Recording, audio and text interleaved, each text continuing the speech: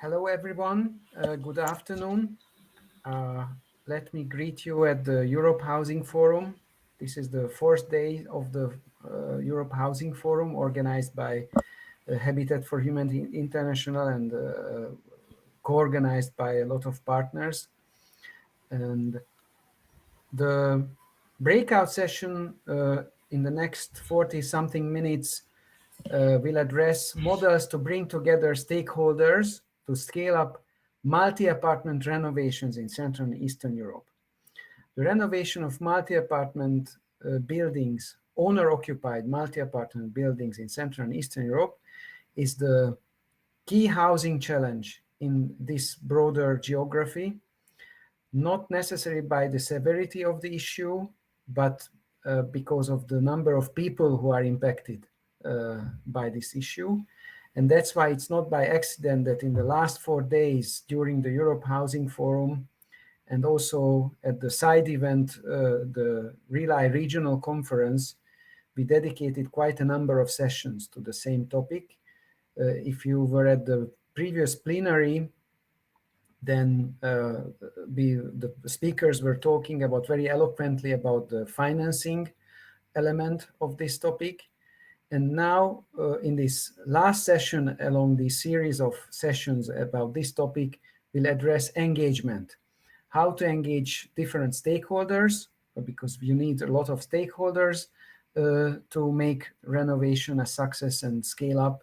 And also, most importantly, you engage the homeowners themselves, who are the key actors because they are the owners of their multi-apartment building and they have to make the decision and they have to go ahead and invest into their own building. We have a very distinguished line of speakers today with us representing a broad range of expertise and stakeholders. And we will have a short intervention by each of them. And then in the rest of the time, we will have a conversation and leave room for questions. So first, I would like to ask Claudio Accioli to give the global perspective on management and renovation of multi-apartment buildings. Claudio is an old friend, a housing and urban development specialist, and a regular speaker at global housing conferences. So Claudio, please, the floor is yours. Thank you, Georgie. It is a pleasure to be with you. And on the interest of time, I'm going straight to my presentation, which I hope you've seen out there. So before I address the issue of mobilizing stakeholders and other actors into this big challenge, which is to improve the residential buildings in the region, I'm going to go back to history when we start working in that. It's already almost 30 years that the multifamily buildings, high-rise buildings in the region is asking for help. It was already, so the problem is not new. In 2005, the Dutch government sponsored a research that showed that there was a backlog in terms of maintenance and repairs to the amount of 400 billion euro spread in the different countries in the region. And if we would continue doing the capital repairs and renovation and refurbishment on the current tempo that was then done, it would take us 40 to 100 years to complete the job. So to bring it to the stock to the minimal conditions for people to live there. So and recently we saw some studies being done with the current situation, which continues to reflect in some countries what we know from the past. Buildings are energy inefficient by large. There is weakness in the scale of responses, in funding, in strategy and policy, a low ambition in decarbonization, so 40% instead of the 55% emission reduction that the EC has adopted, less efficient building stock and higher rates of energy poverty in some countries like Bulgaria, Slovakia, and Hungary. No plans to introduce much needed individual heat meters in multi-apartment buildings in Latvia, for example, and without capacity building and demand for application of tougher renovation standards, the workforce may not be able to go to scale and implement the renovation wave adopted in Romania. And still, we see fossil fuel-based heating systems widely adopted in the region. The EU has acknowledged the problem, has put a recovery plan, and the Fit for 55 package was issued, putting and identifying the energy efficiency as an issue with the directive. But what is very interesting is that it puts available a significant amount of money, $55 billion, on renovation, building renovations throughout Europe, second only to clean transport. So you could say that the financial gap, in a way, has been somehow found through the recovery fund, but it's not sufficient. We still have great imperatives that we need and persist in 2021. Finance. There is a lack of funding and instruments to mobilize resources. Policy, national strategy is not clear enough about housing states refurbishment, the capital repairs, and so on. Laws, legislation, regulatory reform not in place to boast large-scale renovation. The governance of the management and maintenance, very slow advances on holding homeowners accountable and boasting homeowners associations, condominium, and so on. Strategy, lack of incentives and disincentives. So the idea of having the stick and the carrot, as they have used in some cities in the Netherlands, which means promoting more responsibilities of the homeowners associations in finding their way with support from government. So the energy and construction solutions, energy efficiency, often recognized, but not receiving robust policy attention. And the capacity gap to adopt innovative technologies. Participation, as Georgie said, the stakeholders' participation in creative solutions to bring together all these different actors is still not sufficiently addressed in the majority of the countries.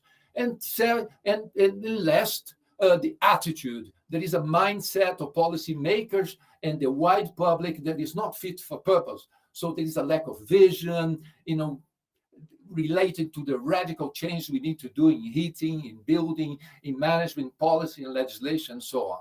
So I'm going to share now, in the last 3 minutes that I have, 2 cases in countries where I have worked with during my last years in Habitat, which is Singapore and Korea, where they have adopted multifamily housing as a central in their housing policy. So in Singapore, the approach adopted was a decentralized systems of management. So allocating responsibilities for what they call the town councils.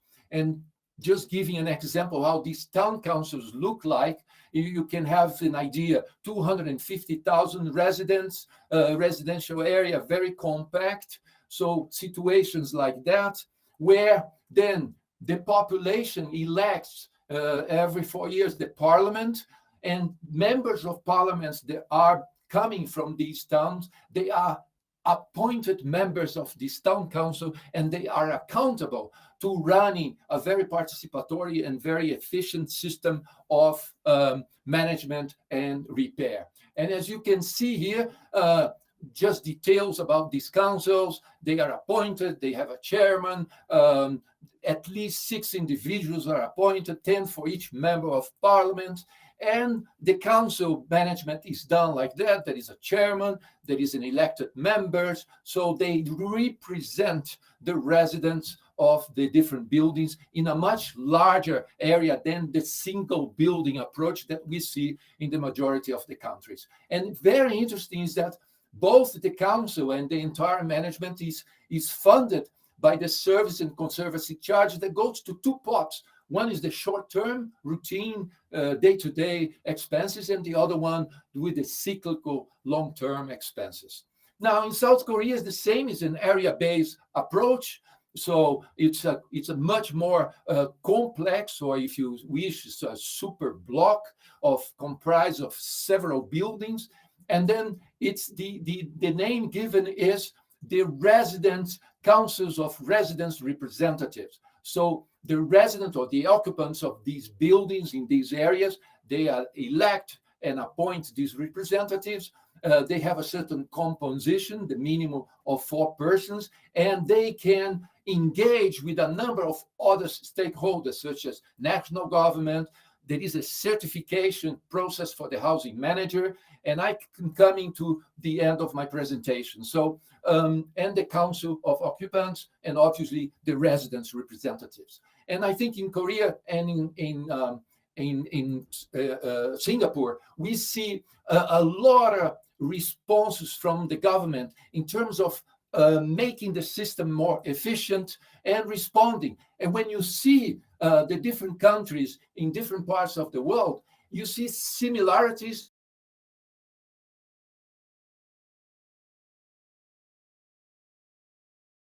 I think we lost you, Claudio. Okay, Claudio, can you hear us? Okay, I'm afraid we have to go ahead in the sake of time, but what I got from Claudio is that a neighborhood approach, not a single building approach, which we can take seriously as a best practice, and also a very heavy government policy intervention. So it's not left to the homeowners to go ahead with the renovation. Now we turn to Zsuzsanna Koritár, who is representing MEHI, the Hungarian Energy Efficiency Institute. This is a non-profit organization, an NGO, and I think we expect that NGOs should do the innovation, and that's what we will hear about, a new project, how to engage homeowners in the renovation process in Hungary. Zsuzsa, the floor is yours. Thank you very much. I will start with one sentence about the Hungarian situation. Only 5% of the buildings, residential buildings in Hungary, are multi-apartment buildings, but 40% of the Hungarian population lives in such buildings. So they are responsible for 6% of the total final energy consumption of the country. Hungary's residential building stock is characterized by over 90% of home ownership. So people own their apartments individually, but they need to consider energy renovation for the whole building and not only the apartment itself. Homeowners have to make decisions together, and the residents within the building typically have a mixed social background and financial situation, which is also reflected in the joint decision-making process. And this decision-making process must be supported. As Gyuri mentioned, my organization, the Hungarian Energy Efficiency Institute, is a consortium member in a Horizon 2020 project called RenoHub, which is about developing an integrated home renovation service for residential buildings in Hungary. This is a typical one-stop shop with providing general information on energy efficiency retrofits as well as financing possibilities. We offer energy assessments of the buildings, and we have database of installers. And we are also giving advice on financing possibilities. We target both single-family houses and multi-apartment buildings, but I will now focus on the multi-apartment building aspect, which is and more specifically about supporting this joint decision-making process that I was talking about. We tend to think that the key to multi-apartment building renovations is the financial situation of the residents, which is, yes, it is important. But in our experience, in the experience of our project, the key is much more about the communication. We have a know-how within this project, how this management within the community of a multi-apartment building can be pursued. And we have seen that serious projects can be taken through even with financially less able communities by people, by managers who understand how a community can and should be managed. So I share a little bit of this practice, of this know-how with you, which is in theory quite simple and it's not a rocket science, but it is a very important part of multi-apartment building renovation. We work with a so-called community design methodology, which is based on communication. Identifying the common goal of the renovation is crucial. For multi-apartment buildings, energy efficiency investment is much less about how much you can save afterwards. The objectives are usually not purely energy related, but more complex. They are embedded in the functionality of the building. They have a strong comfort element. And very importantly, they are motivated by the existence of a visible example, like the house next door, which reflects this neighborhood perspective. Our work starts with 3 or 4 meetings with the residents, with guided discussions about the difficulties in the building and what are the needs of the residents, even if these needs and difficulties are not related to energy. And when the problems and these needs are discussed, only then comes the building assessment. And only then comes providing an indicative price quote and the summary of the results in a short and understandable information document. This document explains what renovation elements are needed and why, and approximately how much they will cost. There is an important role for transparency and clear communication about the process. And these simple and visual written summaries can go quite a long way in getting owners to commit to renovations. And when every piece of information is discussed and explained and understood by the homeowners, then comes the decision on what to renovate, and what will be the final project. And only here is the point when the installers and the different offers by different installers about the specific renovation process comes in. So this can be quite a long process. It can even take months, but sometimes it happens fast. It depends on the community. And this methodology can be applied not only in well-off buildings, but also in communities with financial difficulties. It is very important that the post-investment feedback, so when the project is finished, it is not only technical, so not only changes in the energy consumption are provided, but that the residents' views are also assessed immediately after the investment, and then again a year later. In many cases, the gains are not just concrete reductions in consumption, but improvements in well-being as well. So yes, certainly financing is important, but I will not really want to focus on this. What I wanted to emphasize is that bringing together the people and engaging the homeowners and treating them as a community and helping them through by an independent manager of this process is quite crucial when it comes to multi-apartment building renovation. So thank you very much. Very much. You are really focusing on helping the community, to mobilize the community, facilitate the decision making and the design. And the EU is very supportive now of these one-stop shops, and we hope that you will set an example in Hungary and also in the broader region to follow this. Now we turn to the level of national government. We will have Irena Križ-Selendić from Croatia. Irena is the head of sector for energy efficiency in buildings at Ministry of Construction and Physical Planning. Irena, very glad to have you here. I must confess that before this week, I knew that multi-apartment renovations are really going relatively well or very well in Slovakia, Lithuania, Estonia. This week I learned that Poland is also could be regarded as a best practice. And then I picked it up at one of the sessions that Croatia did a lot of good things very recently. So I'm very glad that we will hear this firsthand from you now. So the floor is yours. Thank you. Okay.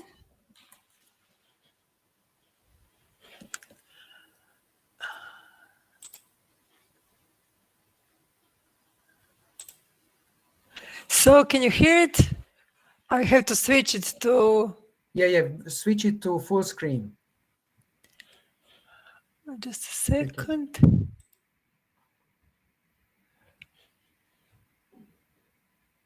I don't know where is this option. Okay. It's in your computer in the. Yeah, no, but anyway, I think we can see. We can see Okay. it like this. So the national building stock of Croatia comprised the total useful area of 237 million square meters, out of which 75% are multi-apartment apartment buildings, and 25% of these are multi-apartment buildings. Sorry, you can see it. Move the slides, please, Irena, because we are still on the front page. Just a second, I'm going to do it because I have two screens. So this is the problem from me.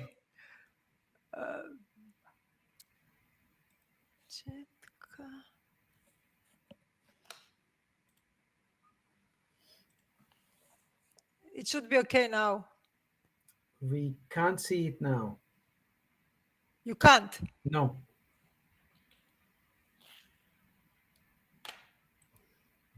I can ask my, okay. And now? Now it's okay. It's you're on the second slide. Okay. Okay. Yes, third slide, yes. So third slide, okay. So the building energy renovation rate for the period from 2014 to 2020 was only 1.7%, which is below EU average. So objective is to gradually increase 1% to 3% by 2030, which is very ambitious goal for Croatia, but is in line with the Renovation Man initiative.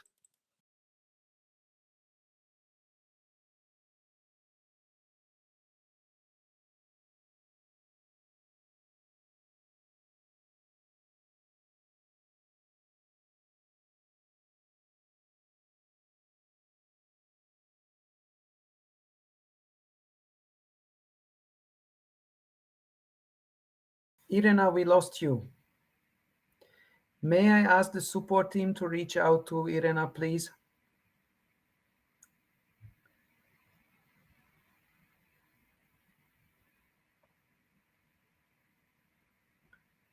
Let's give 1 second, 1 minute to if he can join. If she cannot rejoin, then we will go for Andrew. But I want to wait a half minute. We are not lucky today with internet, it seems.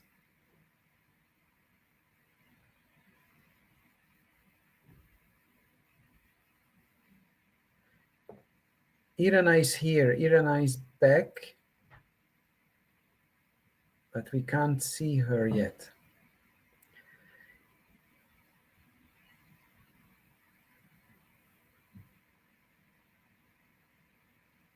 Probably she's on another channel, but she's writing to us. I apologize for the audience.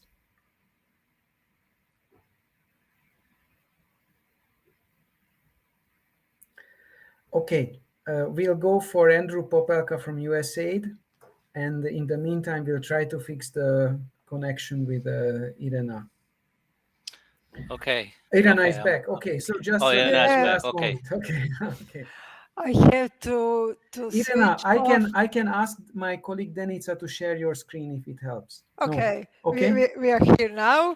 Okay. So I want to say that ability of co-owners to close the financial structure is the problem. Is Croatia the biggest obstacle to energy recovery of financial nature? The purchasing power of Croatian citizens is significantly below the EU average. So therefore, the primary driving point of energy renovations of buildings are grants from EU funds. Mentioning EU funds, bottleneck is also complex procedures for awarding grants, especially in the implementation of public procurement procedures. Then we have different opinions of co-owners on the required level of renovation, which makes it more difficult to make decisions on renovation. And the lack of construction companies and workers is also obstacle in Croatia.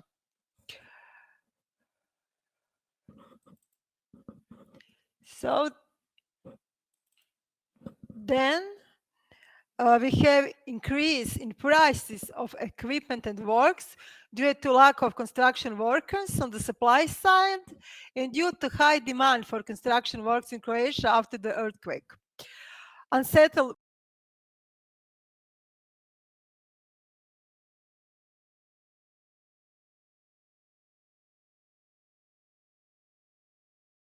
Unfortunately, we lost Irena again.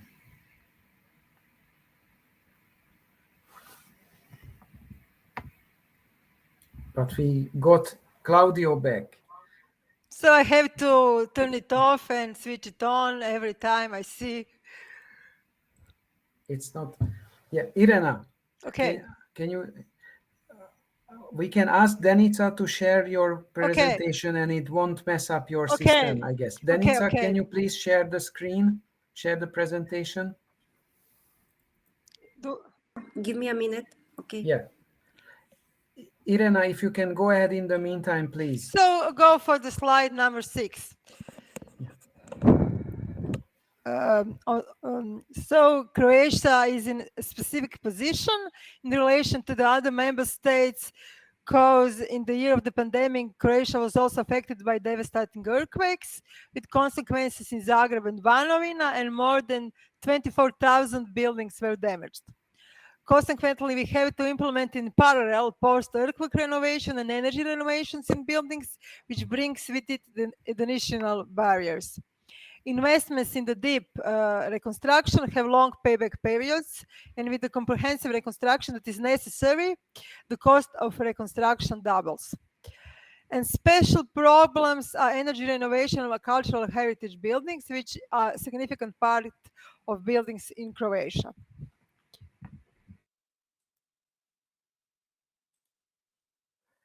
So in the next period, we want to promote deep and comprehensive renovation. A comprehensive renovation, in addition to energy efficiency measures, have measures like fire safety, measures to ensure healthy indoor climate, measures to improve the mechanical resistance and stability of buildings. Part of the buildings that need comprehensive renovation are those that were damaged, and the part of the buildings need renovation to prevent major damage in the future. Please stop here. Denica, can you share the screen? It was working a half minute ago.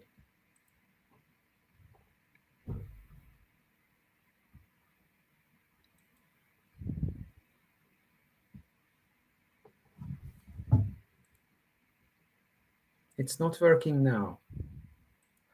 Okay, you can share my presentation after this. Yeah, that's it. This is the best. So please go to... Okay, now something about best practice solutions. To facilitate the renovation of multi-party buildings, we amended the legal solutions. Approval for energy renovation now requires a simple majority of 51% of residents, where previously such decision need to be unanimous. In 2016, Ministry published the call energy renovation of residential buildings. There was a great interest for this call. 649 projects applications were received. We had a great number of successful applicants. Over 90% of projects have been approved, thanks to technical assistance for buildings managers, which we have provided. Finally, more than 550 projects were implemented, and they received like almost 70 million euros in grants from the European Regional Development Fund. More than 60,000 households were included. And the annual energy requirement for heating is reduced for 68%. The Croatian bright example is Primorje Gorski Kotar County, with the largest number of renovated apartments, as 5,000, which is more than 25% of the total number of renovated households in Croatia. We also include flagship initiative, the building renovation in recovery and resilience plan. And multi-apartment buildings are included in the component 1, the renovation of multi-dwelling buildings with use of the renewables, and in the component 2, reconstruction of earthquake damaged buildings with energy renovation. The most important criteria in all public halls in Croatia is reduction in heating energy for 50% at least on annual basis for every single house.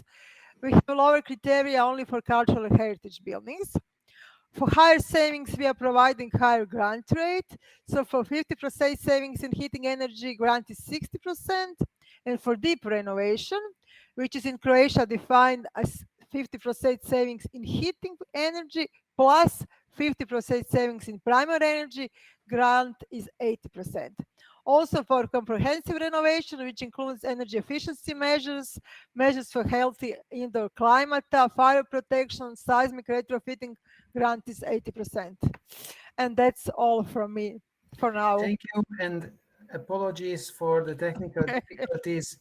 We will share the presentation, and Danica, please stop sharing, and we will come back to you very soon, Irena, in the question time, okay?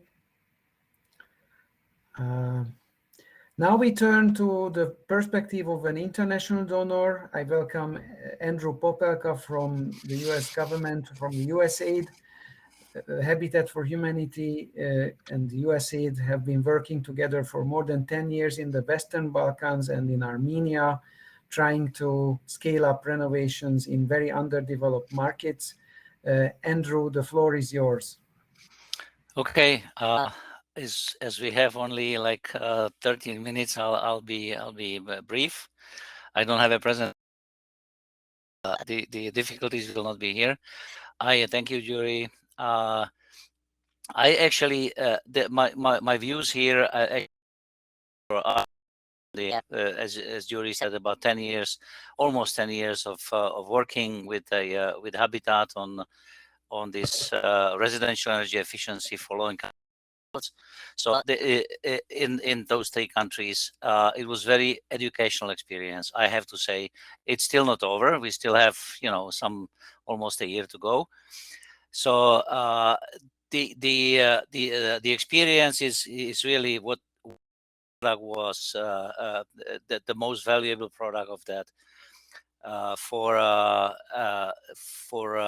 Habitat and also for USAID, and it actually should be a motivation. It should be some sort of a basis to think about for the other donors. So looking from the donors' perspective, as it was said many times over these 4 years in the forum, the renovation is the most challenging undertaking when you look at the energy efficiency implementation. Most of the donors are sort of a steering towards a public buildings.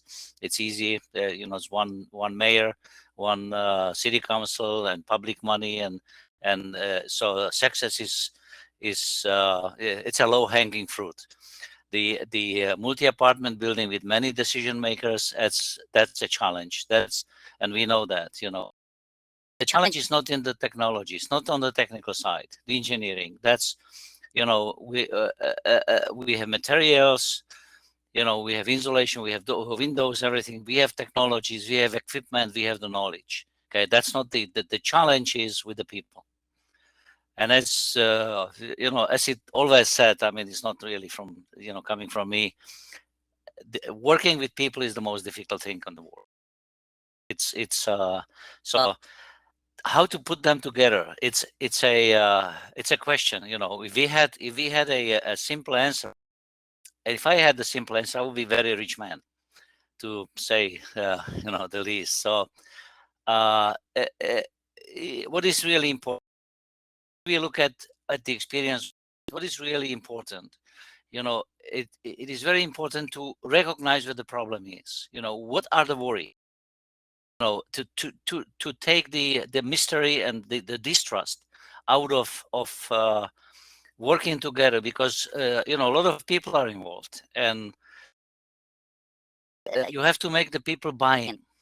Okay, they have to take it as their own initiative, because if the donor will refurbish your house, they say, yeah, go ahead, do it, but then you accomplish 1 or 2 or 3 or 5 buildings, not the 2,000-3,000 in the town or in the city. So they have to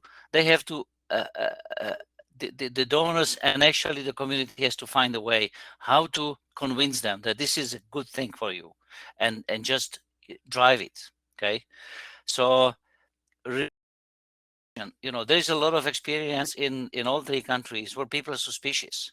Oh, you want to steal my money? Why should I do?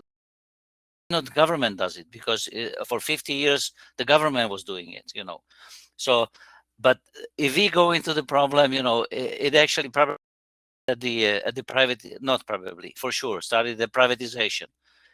Screw up privatization, not really complete privatization. So because the things were not really taken care of properly as they were, let's say, in Slovakia and so forth. So what the who when you thinking about who to put together, okay, who are those people? First of all, and mostly is the homeowners associations, the managers, individual apartment owners, and all that. You have to have a municipality involved. Okay, I will be very cautious about how they are involved, because they were responsible for maintaining it years before, 5 decades or so.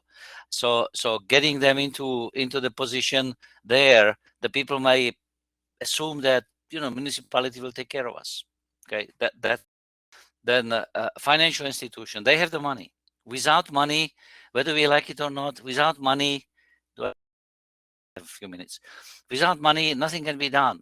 Money moves things. So how to make sure that the bankers will come and provide the money? They have to have a sort of reasonable risk. They will have to take a risk, but not, they're not in the business of money. Construction companies, they have to have the knowledge. I have seen in one of the cities over my life that they installed it and the insulation just fell apart in 2 years, of peeling off. So that building managers, how they are going to do that, and donors,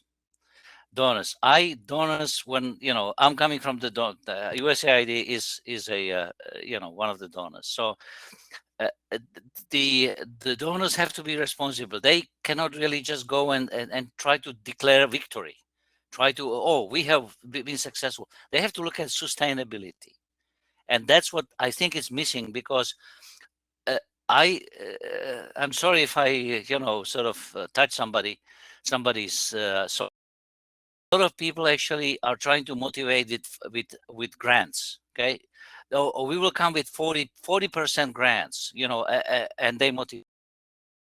Grants dry out, the motivation is gone. So the experience I had, actually, I have to give a lot of credit to Habitat colleagues, because they have done marvelous job in identifying, going, quitting, and sort of trying to do it the sustainable way. Okay, because there is a lot of money needed, and there is no government in the earth which has enough money to refurbish all the buildings. Okay, and have credit. And after all, those money are coming from taxpayers. They do not grow. So that is okay. So what I would say that the donors community should do: organize public outreach, help countries to improve the legal and regulatory environment, because without legal and regulatory move, okay, we can do, but the meaningful change will not happen without bad regulatory. Then help governments. Andrew, could you wrap up, please? Yes, I will. Okay, so one last there's a lot of there's a lot of things which I think discussion, and that's all I have. Thank you very much. Thank you. I think you covered the whole ecosystem, all the stakeholders, and some very meaningful thoughts about the role of international donors, not to overplay and over communicate the success. Yes. Let me go back to Irena. We have really 1 minute interventions available for everyone. Irena, was there any element of your policy intervention which definitely helped the homeowners to come together and make decisions? And you are muted. You are muted. We involve building managers and we provide for them technical assistance for free in our ministry in a fund. And it was successful part of that. And the best part of this, when you see neighborhood is going to renovate their building, you are doing this too. So when you have example in every city, then things are going to speeding up. Thank you very much.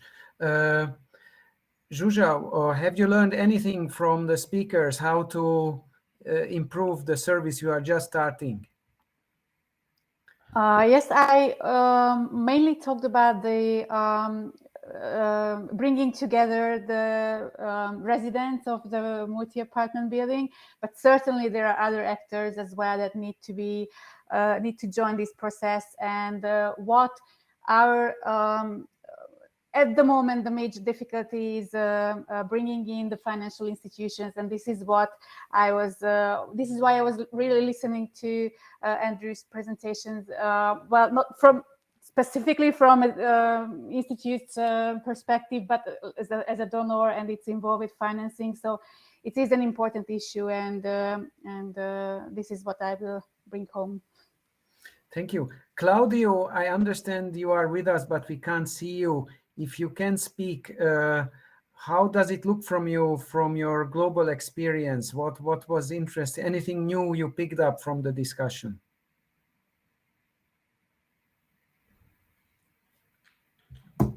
Yeah, I think we can't hear you.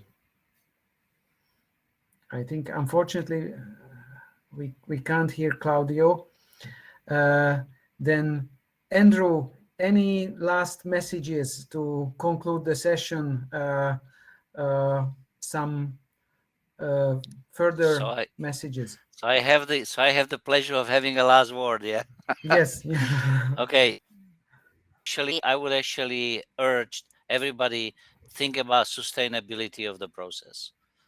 Don't just try to declare victory. Don't convince people with the grants and so, which cannot really continue forever. Sustainability, engagement of the private business, the banks comfortable to lend to the homeowners association. That would be marvelous. Thank you. And let me finish on behalf of Habitat for Humanity, just repeating what we already shared several times, that our main policy ask to governments and also from donors is to spend money on technical assistance. So it's not enough to give the funding. It's not enough to provide the technology. We need technical assistance, which includes community facilitations. And in the Croatian case, Irena told us that it was the managers, the building managers who did this. But we need some kind of funding as part of the projects, which is dedicated to this kind of community facilitation, community decision making. And it's very small money compared to a cost of a deep renovation, but somebody has to pay for it. And Claudio is back. If you want to say, you have half minute and then we will cut. And I ask the audience to follow the conference, you have to go back to the lobby after this. Claudio. Yeah, I think it was a great discussion, although I was not showing and you were not hearing me, but I was listening to you.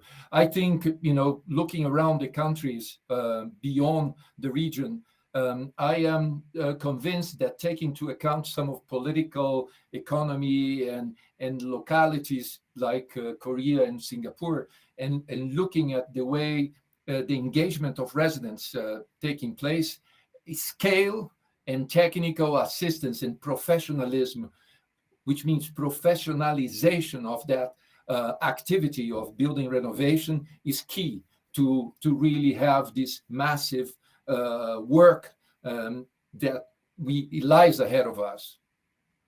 Thank you very much.